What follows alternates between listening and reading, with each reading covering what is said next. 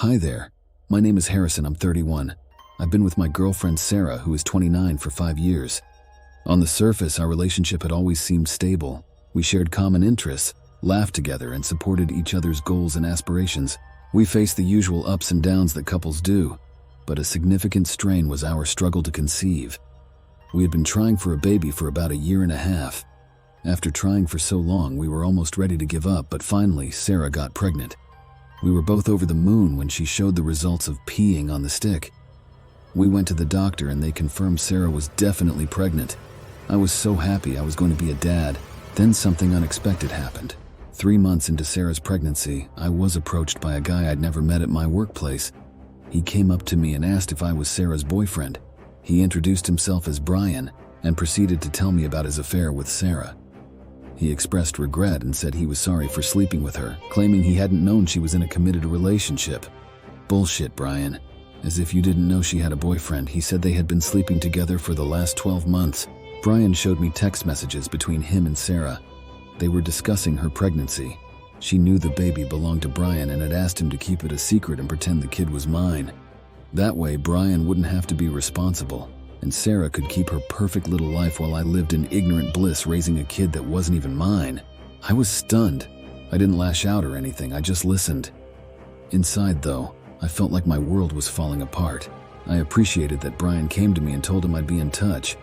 I asked him to keep our conversation between us for the time being. I needed time to think about everything and decide what to do next.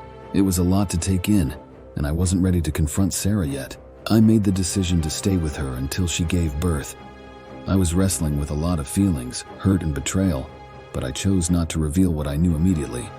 I planned to end my relationship with her, but I wanted to wait until she was at her most vulnerable, just so I could repay the pain she had put me through. All I ever did was treat her amazingly, and this is how she paid me back. I don't care what anyone says, you probably think I'm a psychopath or whatever, but you'll all forget about this in a day anyway, while I'll have to live with this shit for the rest of my life. Anyway, I stayed with her right up to when she went into labor. This was meant to be one of the happiest moments in my life. I stayed with her while she gave birth to a child that wasn't mine. When the baby was born, there was this initial rush where everyone was focused on Sarah's and the baby's health. The baby had to be taken to the NICU to be monitored, which is pretty standard in some births. Once Sarah was settled after the birth and everything had calmed down, that's when the reality of the situation really hit me. Knowing the baby wasn't mine, but standing there in the maternity ward was one of the hardest things I've ever had to face. After Sarah was cared for and comfortable, I began packing my things. She asked where I was going, and I just laid it all out. I told her I knew the kid wasn't mine, and that I was sure Brian would be happy to sign the birth certificate as the father. Sarah was in a state of shock.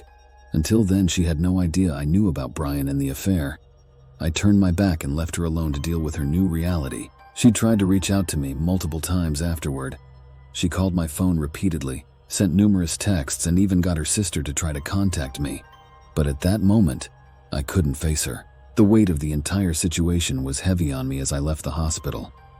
I felt a profound sense of emptiness and disillusionment.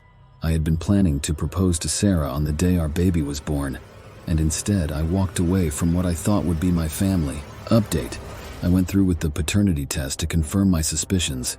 As expected, I am not the father. Brian and the baby are a match, which answers that question. Despite the circumstances, Brian is still thrilled to become a father. We kept in touch through all this, and I realized he is not a bad guy. He attends church now and volunteers at shelters. I don't know if we'll maintain contact after this, but I wouldn't mind grabbing a beer with him. I have no doubt that their child will have a good life with Brian as the father. Sarah had asked Brian to make their relationship official. Now there were no more secrets, and everything was out in the open. I've heard that he has not accepted her offer and just wants to co-parent. I believe this is a wise decision on his part. Sarah and I had a conversation too. We discussed where our relationship had gone wrong. She expressed feeling like I wasn't fully present for her and that she was left unfulfilled. I could see where she was coming from. I may not have always been the best partner, but I always did my best to treat her well. In the end, it just wasn't meant to be.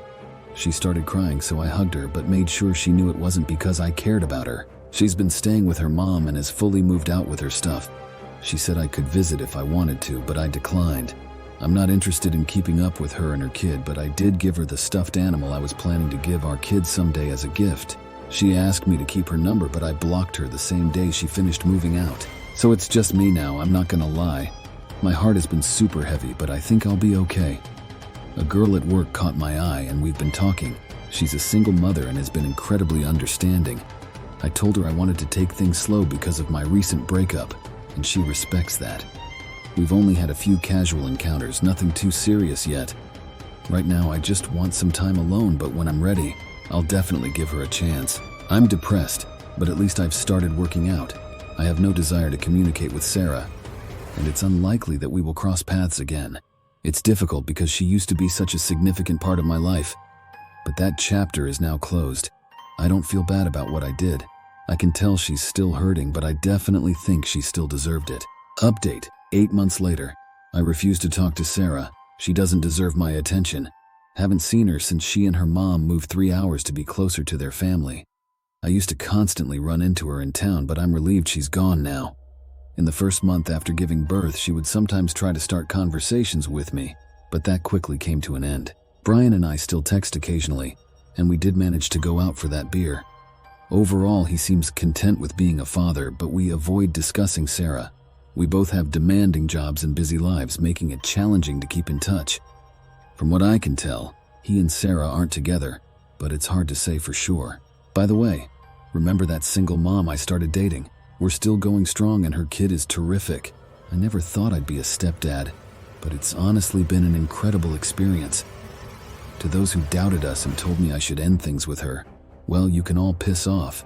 Some may think we rushed into things, but I couldn't care less at this stage. I've never loved someone as much as I love her.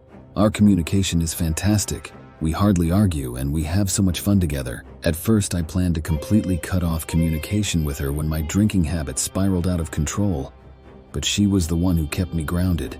It took a while for me to finally meet her daughter, but once I did, I realized that I couldn't walk away from this family.